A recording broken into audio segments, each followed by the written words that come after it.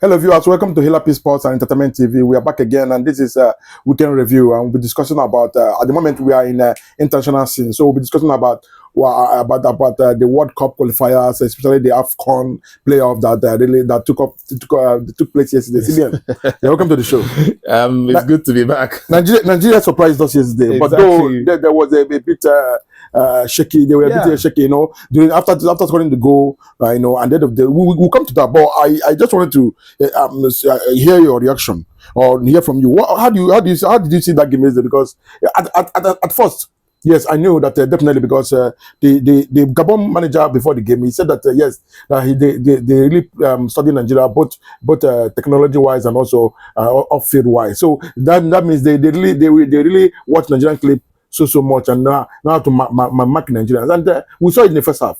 Yeah, it was.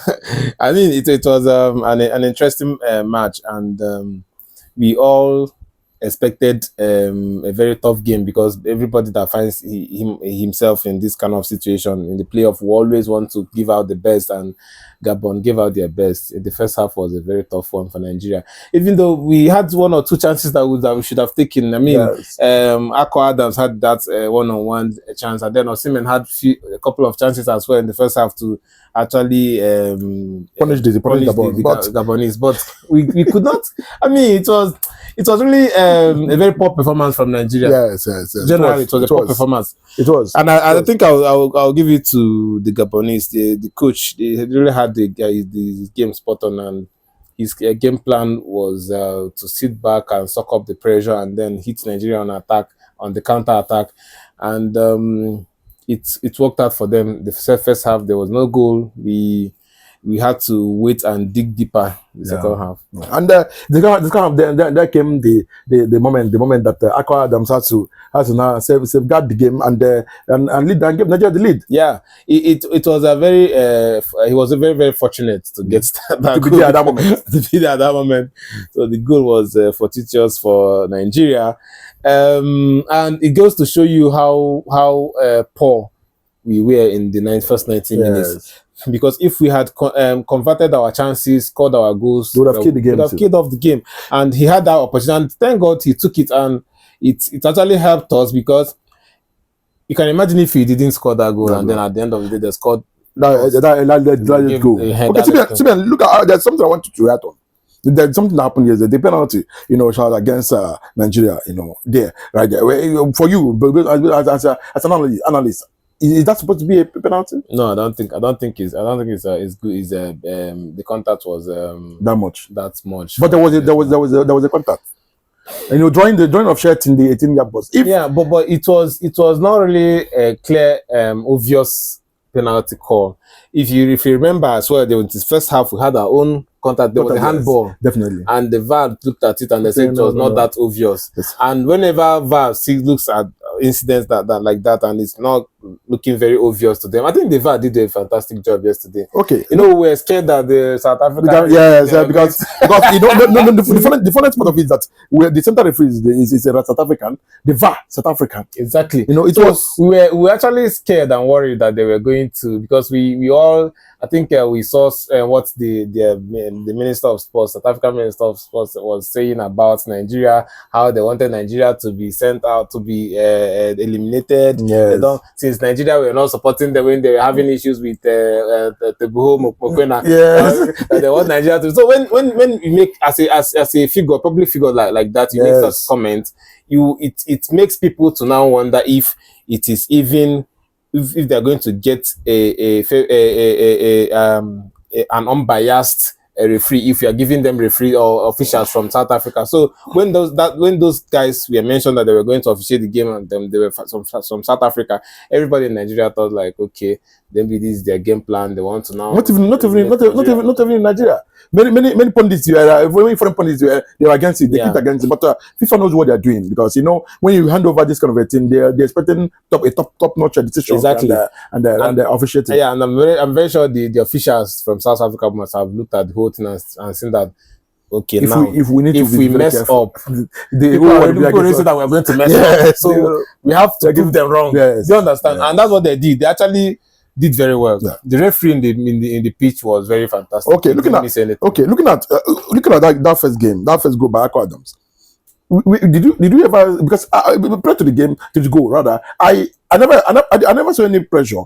You know, though Nigeria were pressing, because after the first half, you know, there was complaints from supporters and the others. So maybe Eric Chile now said, okay, maybe let me see if we're going to add more pressure, put more pressure on these guys and that. But the defender, based on his experience, I was surprised it was even some. Everyone was surprised. We were not expecting it, but you know, in football it happens. Yes. Mistakes do happen in football, and it's quite unfortunate for the defender. He was very fantastic in the game prior to that moment. So when he made that pass and Akko Adam was there and pounced on it, and then he just had to beat it. It was an easy finish because he put it on a plate for him. So we were all surprised and we were all happy because it happened. It was already looking like it was going to be more difficult for Nigeria. So okay. Looking at that, looking at their goal, the one that for their equalizer. So I looked at it. Many Nigerians are calling for a player like the goalkeeper to be dropped. You know, because but for me, I saw that as a deflection, because normally that goal you can beat the keeper in near post in such a manner. But based on the one of two things that happened during the game, they were really calling if Nigeria can be to qualify for the World Cup, they should test Okoye. Yeah, I think you're correct. I think you're really correct, because Wabali, I think he's become. He's not giving us another kind of performance in the national team.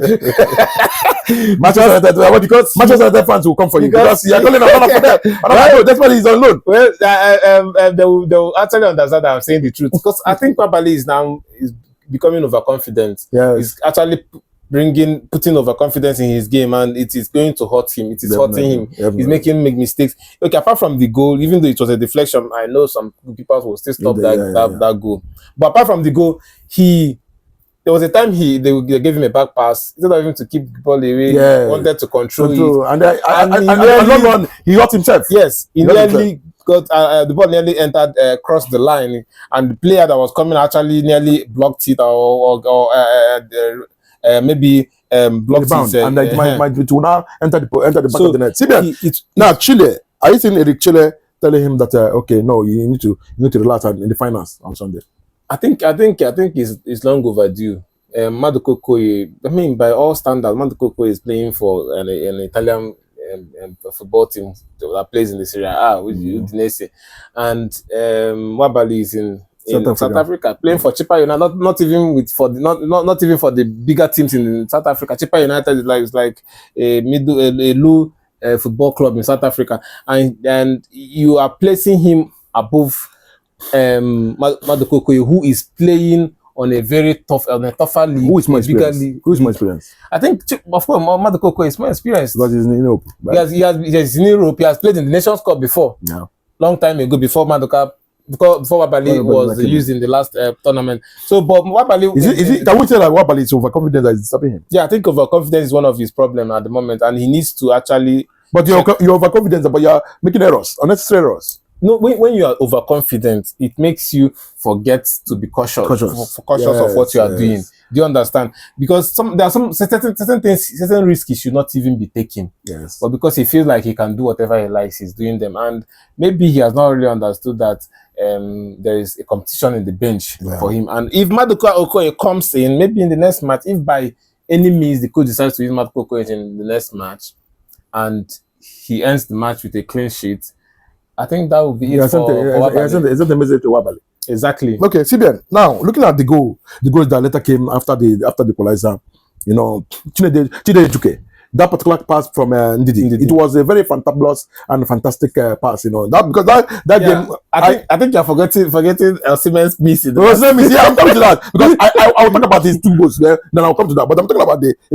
lead. You know, after on the 97th minute from Ejuke. You know, that pass. I'm just looking at the pass from Ndidi. The pass was a very very nice pass and a play through. And he had to. Ejuke never didn't make mistake.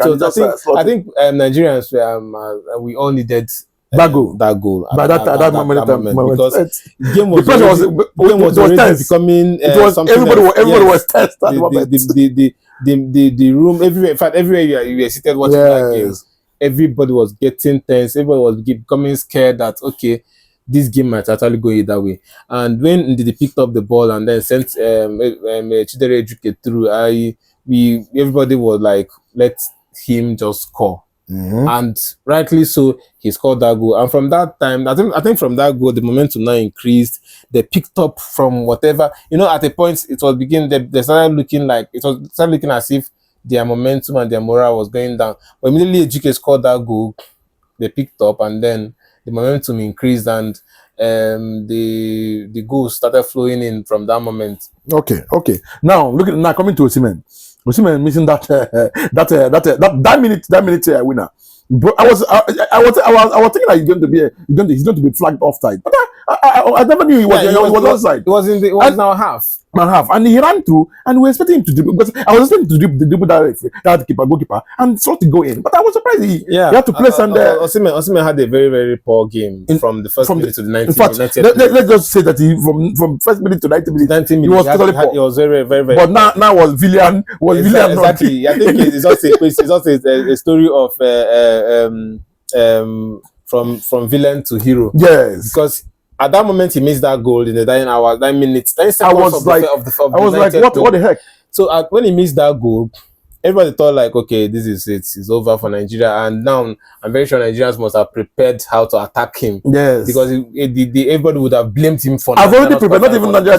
I've already prepared how to write against him. But so I just said, let me just give it time. Let them let the go for my. So when he because the way the manner in which he missed that opportunity was very reckless and careless. Like he was not like he didn't even. When you looked at the miss, it was like as if he didn't even want to score. He just wanted to just play. Like he was all very careless, yes. And everybody was shocked because a player of Osimhen's caliber, we all expected him to finish off that move and then get the goal. Of which, if we had gotten the goal, we would have just won the match, and they would have been only for the second 30 minutes. 30 minutes. But are you seeing that 30 minutes affecting Nigeria on Sunday? No, I don't think it will. It's just a single game and the next game. So had it been we've played like 2-3 more games before that, we'll now say, okay, maybe now fatigue will come and play in, but as it's just a single game, and then the next game on Sunday, they'll have today, tomorrow to actually rest, and then they'll play on Sunday. So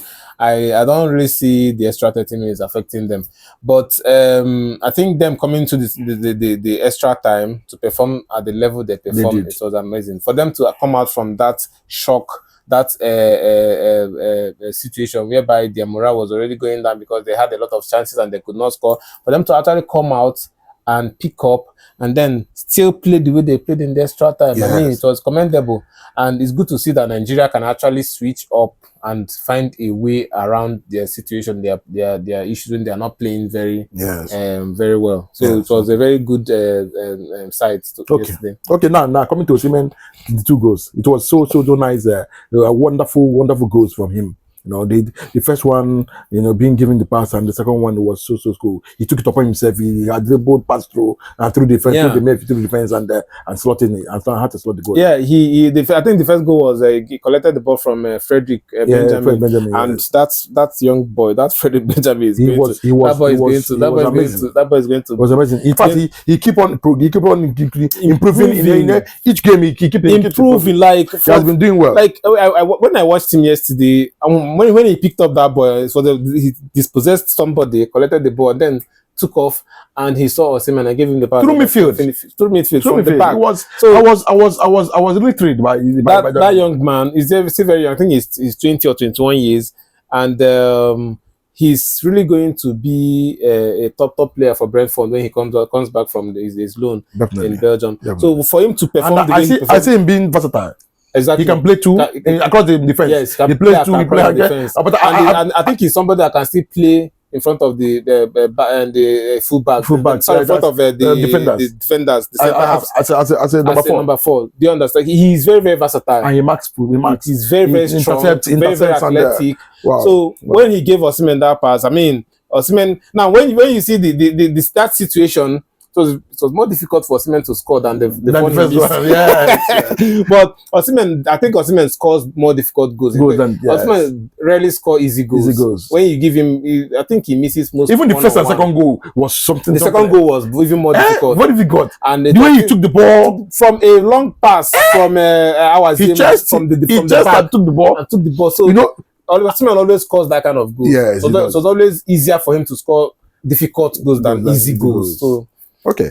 We're giving, at least we'll give Nigeria credit. They really, they did very well. Even I was surprised when Ejuke came in. Ejuke had to take it upon. In fact, that particular fullback, he would go out because the guy was tormenting the guy. The guy didn't rest yesterday because once Ejuke gets the ball, he will face his opponent. Yeah. And I think it's high time. Maybe the coach considers maybe starting him in games over maybe Lookman.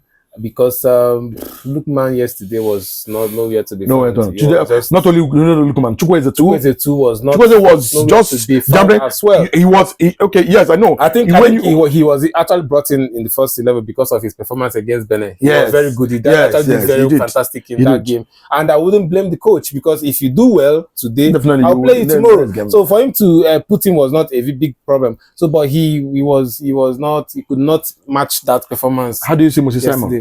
Then Moses Simon is coming in the second half. Yeah, he came in the second half and he actually tried to perform as well. But he cannot really match his performance with that of Ejuke. But again, Moses Simon and Ademola Lookman and Chukwu, I think our wingers, they need to actually wake up because we need them to influence games, just like Chukwueze did against Benin Republic. And Ejuke did too. And Ejuke did yesterday when he came on. We need them to actually perform to an extent and then help Osimhen, help the midfielders. I mean, yesterday the midfielders actually did very well. When Frank Oyeke came in, how do you see his presence? Yes, Oyeke. I really enjoyed his play. So well again in the midfield, and my friend did a very wonderful job yesterday. Alex Iwobi was good as well. Yes, even though he was not able to get an assist, but at least he created a lot of chances. I can equally agree with you that even looking at the defense, I think Frederick and Abasi, I think they are good. They're good pairing. I think they're very strong pairing. I think they're the best that we have at the moment. And looking at it, let me talk about Eric Chelle. Eric Chelle taking that bold decision by dropping the captain. Because I was surprised when I didn't see Troostekong in the starting 11. I was like, wow, this man, if he's going to be this way, that means he's a nonsense manager who works with evidence. What is on board, not what they tell you, what they tell you, or what the script they gave you. Can be able to just write and submit. Yeah, I think it is very, very necessary that he do that at the moment. He does that at the moment because if you consider the fact that he has been in a very bad situation where Nigeria have not been able to win a game, or when Nigeria has not been able to qualify from the group they are without getting to the playoff. So for him to actually find himself here now, he needs to get it right. Definitely. He doesn't need to come and respect anybody and say, okay, because you are the captain or an old player or a senior player, you must have to play. Yeah. He needed to make that changes. He needed to bring fresh legs that can get him the result. And that's what he did yesterday. And it worked out for him. Definitely he did. Okay. We're going to the second semi-finals of the day. We saw how DR Congo stunned Cameroon. They were really stunned because it was the 9 minutes of the game in the 90, and the goal came. Yeah, and that's how it. From the corner kick, and Onana couldn't help but concede the goal. The thing is that when the Nigeria game was going on, a lot of people were saying that okay, now let's go and prepare for Cameroon. Let's go and wait for Cameroon.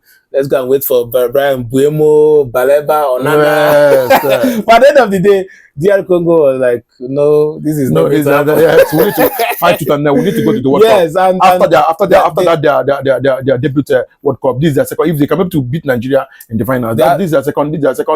World acting in the World Cup. Yes, they actually meant business. They actually came out with full force and. The likes of Transembe, Wan-Bissaka,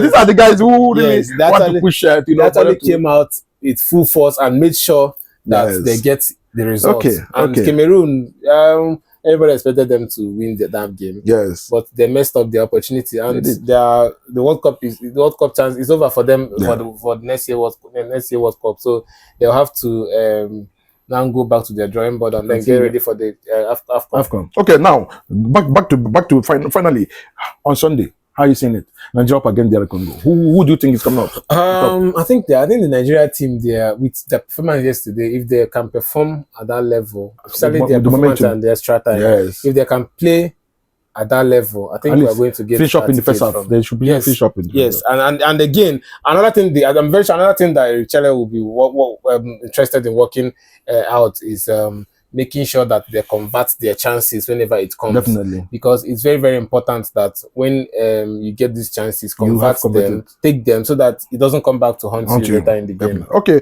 before you answer, we'll be back and you have listened to what we discussed, what had really played out right there in AFCON World Cup playoffs that happened right there in Rabat in Morocco. Okay, we'll be back by next week during the midweek review. We'll be discussing what will play out on Sunday, when Nigeria will be taking on DR Congo, the finals of the playoff. And we'll see who will represent Africa in the international intercontinental playoff. Guys, we'll see you by next week. And thank you for staying with us.